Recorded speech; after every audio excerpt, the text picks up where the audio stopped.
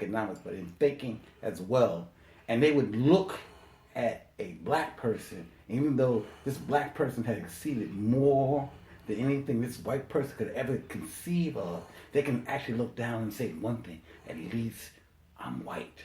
Yeah, that's terrible. That has some value. But I mean, how important is that? Oh my God, you're white. But we know something, my brother. My 2 years in Florida have shown me that there are a group of people, white people, who see us as human beings. Mm-hmm. I've seen more mixed race kids, even you told when I first came down here, than I've seen in any place else. Even when I was living in so-called, and I repeat the word so-called liberal New York, okay? I've seen more interaction between people of color, parents of color, it doesn't even matter.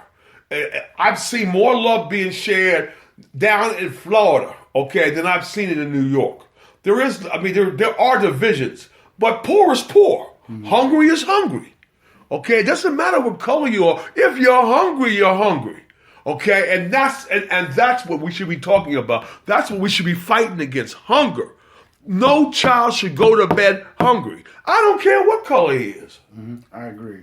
And unfortunately, we have in the society. See, society is, but one of the things that in the Wall Street movie with Michael Douglas' character, and he said greed is good, and it's about getting wealth.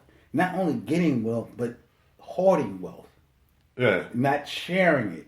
You know, that's like the more money that I make, the more I have to have. And this goes back, not just now, you go back to so-called robber barons with Vanderbilt and Carnegie and Rockefeller and these guys, Getty. These people, they built up an empire on other people's, skills, and then they don't think about sharing. So here you go, going back to your premise, when you have children hungry, their children aren't hungry, so they don't care about somebody else's child not being hungry. But my brother, as a pastor, haven't you noticed that as these same robber barons got older, they began to do philanthropic work? Yeah, David Carnegie Mellon and all these, right? And the guy Stanford University. Yeah. Okay, now all of a sudden they forget that while you're going out here and making greed, or you're being greedy and making wealth, you're losing your blessings. Right. So now you're deciding at the end of your life, I need to recoup my blessings because I got to face the Lord on Judgment Day. Right. No matter what you've done after that, it's not going to negate what you've done before that. Exactly. It has to be an even playing field, and that's what I'm fighting for. I'm fighting for an American with an even playing field. Yeah, and see, and I think, I don't know, I'm pretty sure, I think at most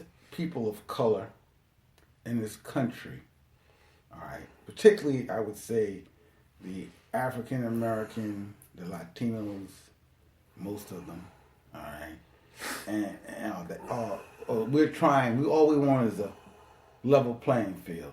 Yeah, I remember when we were growing up, and it's strange you mentioned it because it was never a level playing field, and that's all you're asking. I think that's only fair. But remember when we were told when we grow up, in order to be on that level, we have to be above that level. That's right. To be level, you have to be above the level. Yeah, that's the playing field you're talking about. Yeah. You're talking about a playing field that was never equal, that you have to be better than the level in order to be on the level. Yeah, well, at least on their level, And there's no one who can really obtain that. I mean, it's hard to live up to those high, lofty expectations of our parents because we're human beings and we're subject to the frailties and mistakes of all human beings. Mm-hmm. Okay, all I'm asking for is the game like baseball. There are 3 outs. There are 9 innings. There's X number of guys on the field.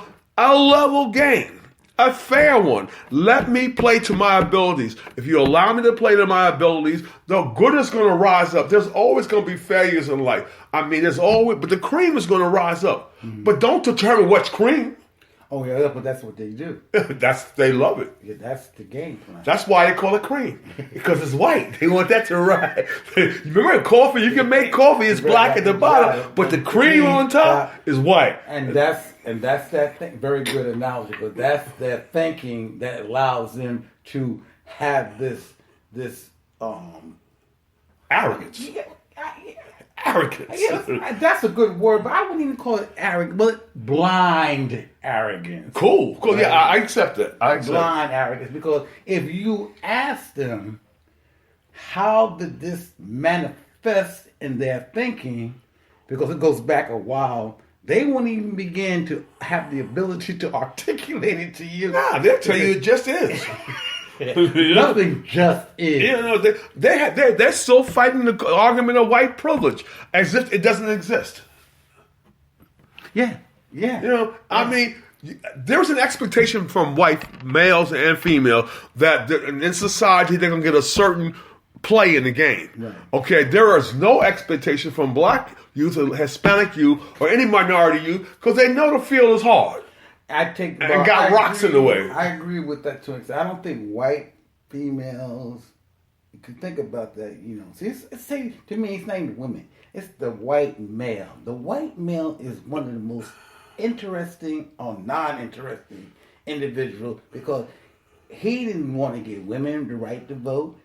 All right, because he wanted to have control over everything. Like you said, what is this desire, this obsession to be the dominant?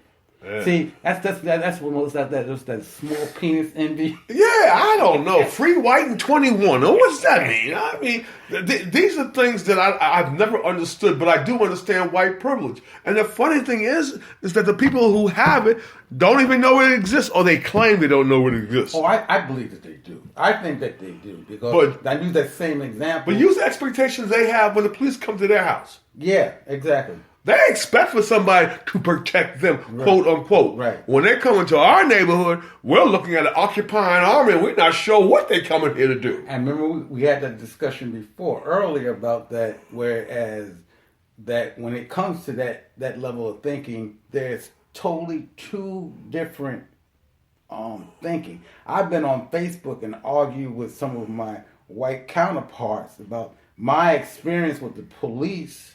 And I've never been convicted of a crime, but I've been locked up, walking while black, driving while black, and there's no other reason. So these things are realities for us. Or remember the time you and I walked down the block one time, cop comes stop and search you for what? It never happens in white neighborhoods. Nah. All right, but it happens to us. So that's our reality because this is what's instilled. But when you tell white people about it, they don't believe you, or they come with the sympathy. I'm so sorry that happened to you.